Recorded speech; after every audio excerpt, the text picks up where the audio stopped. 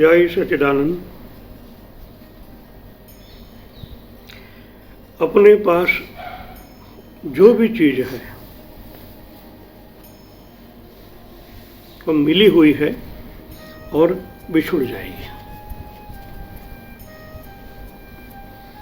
शास्त्र ये कहते हैं, हमने जो मेहनत की है उनकी वजह से जो भी चीज़ मिली है, जिसकी कामना की है वही चीज़ मिली है। यही ईथर से चीज़ की बात है, ईथर की बात आती है और वो बिछुड़ जाएगी, क्योंकि संसार परिवर्तनशील है। इस ईथर में जो भी कुछ है सब परिवर्तनशील है। जो परिवर्तनशील आपकी मेहनत से आपको मिली है, आज नहीं तो कल बिछुड़नी ही है, छूटना ही है। जिस तरह से ये पृथ्वी सूर्य के आसपास घूम रही है, इनका भी एक लिमिट है, समय है। इसी हिसाब से वो चल रही है, उसी हिसाब से परिवर्तन हो रहा है।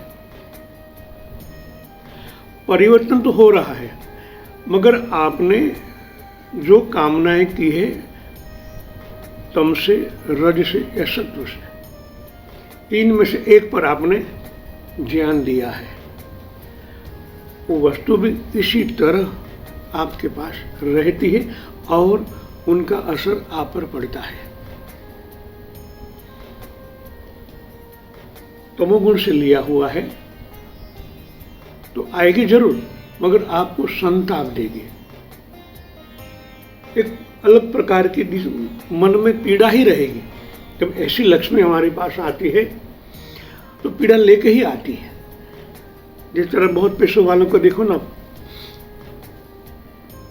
शांति है ही नहीं, न घर में है। वो लक्ष्मी से घर में विरोध ही पैदा है, उद्वेग ही पैदा होता है। आपस में लड़ाई झगड़े होते हैं, कोई कौन की बात नहीं करता है, वैसे को ही झगड़ते हैं। उनको इतना दिया, मेरे को इतना नहीं दिया, न वो जो आग थका हो रहा है घर में वही झगड़ा होता है। और जहाँ इन्वेस्ट किया है वहाँ वही प्रॉब्लम होता है। तम से आई है। इस तरह अष्टधा नवधा, अष्टधा लक्ष्मी है, 8 प्रकार की। इसमें कुछ प्रकार की आपके पास आई है। रज की है तो वृद्धि होती है, मगर वृद्धि में भी आपको ईथर में ही रखेगी वो लक्ष्मी, आप परमात्मा को नहीं जाने देगी।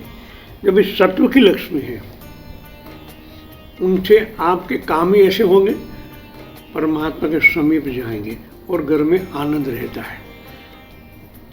शॉर्टकट से हमने जितने भी पैसे कमाए हैं वो तकलीफ वाले ही होते हैं। हमको ऐसा लगता है हम करोड़पति हैं, मगर कितने भी प्रॉब्लम होने कैसे देखे हैं, उनके घर में शांति नहीं, कई प्रॉब्लम लेके आते हैं। वो तो सब कुछ संतुष्ट है, मगर घर में शांति नहीं है। तो इनका प्रकार ये होता है, उस पर हमारा आधिपत्य नहीं है। उधार लिया हुआ है हमने, जो मेहनत की है इनकी बदौलत जो हमें मिला है, इतना समय रहेगा, बाकी फिर चला जाएगा। तो उधार लिया हुआ, वो आधिपत्य हमारा नहीं है। हम कहते इस शरीर मेरा है तो शरीर भी आपका नहीं, समय आने पर वो भी छूट जाता है। तो पैसा तो हाथ का मैल है, वो जाना ही है। उनको स्थिर तो करना हो तो नारायण को साथ रखना पड़ेगा, तब लक्ष्मी भी स्थिर रहेगी। उनके सदुपयोग का अधिकार मिला है, आधिपत्य नहीं मिला, अधिकार मिला है। जैसे धनवान में धन के सिवाय कोई विशेषता नहीं है, ऐसे ही संसार में नाश के सिवाय कोई विशेषता है ही नहीं। हर प्रकार की, चाहे घर हो, बार हो, व्यापार हो, जो भी हो, एक बार चेंजेस होता ही रहता है। इस अभी ने अनिल अंबानी ने सब राजीनामा दे दिया, ले लिया गया। दोनों के भाई को मिलकर तो साथ में थी ना, मुकेश और अनिल को। उनके पिता ने 2 भाग अच्छी तरह किया है, मगर वो और भी ऊंचा चढ़ गया, वो सब नीचे स्तर पर आ गए। तो इनके पीछे क्या है? उनके कर्म फल। उनके किस तरह से लक्ष्मी जी को देखा है, और वैसा ही तरंग उन पर वापस आता है और वैसा ही विचार होते हैं। गलत तरीका इस्तेमाल करते हैं तो लक्ष्मी चली जाती है।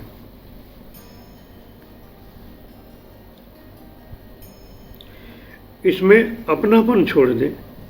मैं नहीं, मेरा नहीं, यह तन किसी का है, किसी ने दिया, अपना नहीं है।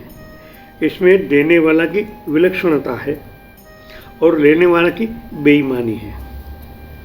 देने वाला इस ढंग से देता है कि लेने वाले को यह चीज़ अपनी ही मालूम होती है। या देने वाला की विलक्षणता है, मिली हुई चीज़ को अपनी मान लेना लेने वाला की बेईमानी है। किसी ने कुछ दिया उधार और हमने फंसा लिया उनको। इस तरह ये होता है कि पंच तत्व का ये शरीर हमें दिया गया है, मगर हमने हमारी दौलत मान लिया है। क्योंकि सोचना चाहिए कि परिवर्तनशील है, आपकी होती तो आप परिवर्तन नहीं होने देते, मगर होता ही रहे, आपके कहा पर नहीं चलता हो। जहाँ से आए, जहाँ जितना चेंज होता है इतना यहाँ भी होता है। यह तो पिंडी तो ब्रह्मांड है, ब्रह्मांड परिवर्तनशील, तो हमारा छोटा ब्रह्मांड भी परिवर्तनशील। हमने देखा, हमारा बचपन भी देखा, जवानी भी देखी, आज हम चल रहे, कहाँ कितने समय मालूम नहीं है। मनुष्य मात्र का चरम लक्ष्य है प्रेम। प्रेम की प्राप्ति के लिए भगवान को अपना मान लो। जो शरीर दिया गया उनको अपना नहीं, मगर भगवान को अपना मान लो, और भगवान के साथ हमारा संबंध नित्य है। इस तरह भगवान सूर्यनारायण देव बाहर आते हैं, हर तो प्रकाश फैलता है। जैसे ढलते हैं तो कहीं उजाला होता ही है ना। जो हमारे निचले देश हैं, यहाँ उजाला है तो वहाँ अंधेरा है, अमेरिका में वहाँ उजाला हो गया, यहाँ अंधेरा है, मगर सूर्यनारायण भगवान तो नित्य है। इसी तरह हमारे अंदर परमात्मा नित्य ही है, मगर उन पर आवरण छा जाते हैं तो हम लगता है कि भगवान भी रूठ गए हमसे। वो तो कभी किसी से नहीं रूठते, मगर हम मान लेते हैं। कभी हमारा ही कर्म उन पर आवरण छा जाता है तो हम ऐसा सोचते हैं कि भगवान ने भी मुंह मोड़ लिया, हमें को तकलीफ देते, सब पूरी दुनिया देती, मगर भगवान कभी किसी से नाराज होते ही नहीं। हमारे कर्म ही आवरण से हमेशा मान लेते हैं। सांसारिक वस्तुओं, व्यक्तियों को अपना मानना बड़ी भारी बाधा है। उनको अपना न मानकर उनकी सेवा करें। संसार के सभी काम अंत में कुछ नहीं किया कि खाते में जाएगा।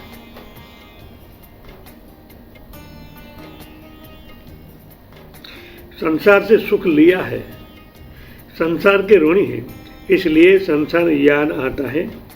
भगवान है, वे मिलते हैं और मेरे को मिलेंगे, ये बात भीतर बैठ जाए तो भगवान के दर्शन हो जाएंगे।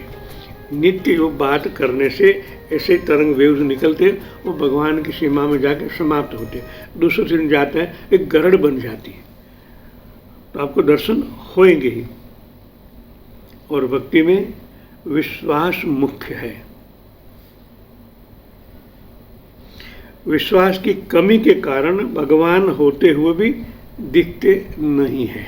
अभी बताएं, ऐसे आवरण छा जाने से ऐसा लगता है कि भगवान हमें से विमुख हो गए हैं। हकीकत में हमारा ही विश्वास उनसे अलग हो गया है।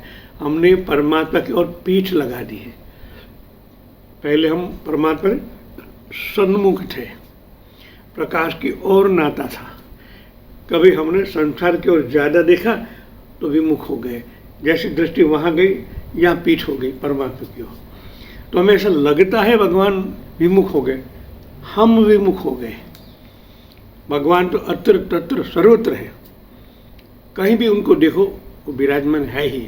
हमारी दृष्टि भेद हो गया है।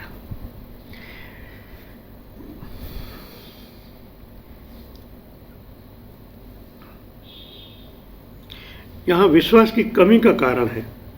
संसार पर विश्वास करना, संसार प्रतिक्षण जा रहा है, नष्ट हो रहा है। उस पर विश्वास करना भूल है। संसार इतनी तेजी से बह रहा है कि उनका वर्णन नहीं कर सकते। जिसका निरंतर अभाव हो रहा है उस पर विश्वास ही भगवान पर विश्वास नहीं होना देना। मनुष्य जन्म का ध्येय परमार्थ तत्व की प्राप्ति है। यही गोल रखने से हमारे अंतःकरण में ऐसा ज्ञान पैदा होता है, क्योंकि शुरुआत में तो सवाल ये पैदा होते हैं, भगवान का, परमात्मा को पाना तो है, कैसे, भगवान कैसे हैं, मैं किस तरह उनकी सेवा करूं, किस तरह उनकी प्राप्ति करूं। जब ये भाव दृढ़ होते हैं तभी कोई न कोई राहबर मिल ही जाता है। और आप धीरे धीरे जैसे जैसे कर्म छूटते जाते हैं वैसे वैसे आपकी स्पीड बढ़ती है। कर्म का बोझ लिए चल रहे हैं, हैवीनेस, भारीपन है, आप थक जाते हैं। जैसे जैसे कर्म करते हैं, कर्म छूटते जाते, वैसे वैसे मानो एक कर्म दूसरा कर्म ऐसा करते करते जितना बोझ हल्का होता है इतनी स्पीड बढ़ती है। ये नियम है। फिर आगे जब टोच में चले जाते हो ना, हल्का महसूस होता है, क्योंकि चारों ओर ऑक्सीजन मिलता है, प्लाज्मा मिलता है और कर्म भी छूट गए हैं। तो आपके अंदर जो परमात्मा है उनके आवरण भी हटते रहते। जैसे कर्म करते हैं तो परमात्मा और मन के बीच में आवरण है, वो भी करते हैं। तब बहुत कम रहते हैं, तब धुंधलापन परमात्मा के दिखाई देता है। जिस तरह सुबह में सूर्योदय होता है, सूर्योदय से पहले प्रकाश एक लालिमा दिखती है, फिर धीरे धीरे अलग अलग प्रकार की रश्मियाँ निकलती है, इनके बाद सूर्य भगवान प्रकट होते हैं। इसी तरह हमारे कर्म जैसे जैसे करते रहते हैं वैसे वैसे परमात्मा की सूक्ष्म झांकियाँ निकलती है। कर्म हट गया, आवरण भी हट गए। जब आवरण हट गए, परमात्मा थे, सीधे आपको दर्शन देते हैं, मगर उनकी झलक अलग होती है। जो मान्यता हमने परमात्मा की ओर रखी है उसमें थोड़ा अवरोध आता है। भगवान का स्वरूप प्रकाश है, मगर आपकी धारणा अंतःकरण में भक्ति की होगी तो भगवान को विवश होकर ऐसा ही दर्शन देना पड़ता है नहीं, मगर भगवान वैसा ही आवरण बनाते हैं आपके अंदर से लेकर। आपने भगवान का जो गोल बनाया है ऐसा फ्री हैंड बनता है, रेखा चित्र बनती और आपके शरीर के साथ चक्र के कलर उनके अंदर अवतरित होते हैं। और जैसी आपकी ख्वाहिश है वैसा ही परमात्मा आपके सामने खड़े होते हैं। इस तरह ध्रुव ओम नमो भगवते वासुदेवाय चतुर्भुज स्वरूप की कल्पना थी। भगवान सामने खड़े हुए, फिर भी उन आंखें नहीं खोली। उनको प्रकाश के दर्शन हुए थे, आंखें नहीं खोली। भगवत आप चतुर्भुज स्वरूप, तो भगवान ने चतुर्भुज स्वरूप ले लिया। तभी ध्रुव ने आंखें खोली, तभी साष्टांग प्रणाम किए। वो प्रणाम करने के बाद जब प्रकाश एक होता है तो फिर से उनको वही प्रकाश दिखता है, तब वो मान भी लेता है हाँ यही सत्य है। मगर शुरुआत में ध्यान के पहले जो आप गोल रखते हैं वैसा ही अनुभव अज्ञात मन से आपके अंदर आता रहता है और वैसा ही दर्शन आप पाते हैं। किसी न किसी तरह भक्ति मार्ग हो, कर्म मार्ग हो, ज्ञान मार्ग हो, ध्यान मार्ग हो, कोई भी प्रक्रिया की आपने साधना की है, मगर गोल तो एक ही है, परमात्मा एक ही, परम तत्व, परमानेंट सत्य तत्व। जो परमानेंट है वही सर्वव्यापी तत्व है, उनकी झांकी होती है। जय सच्चिदानंद।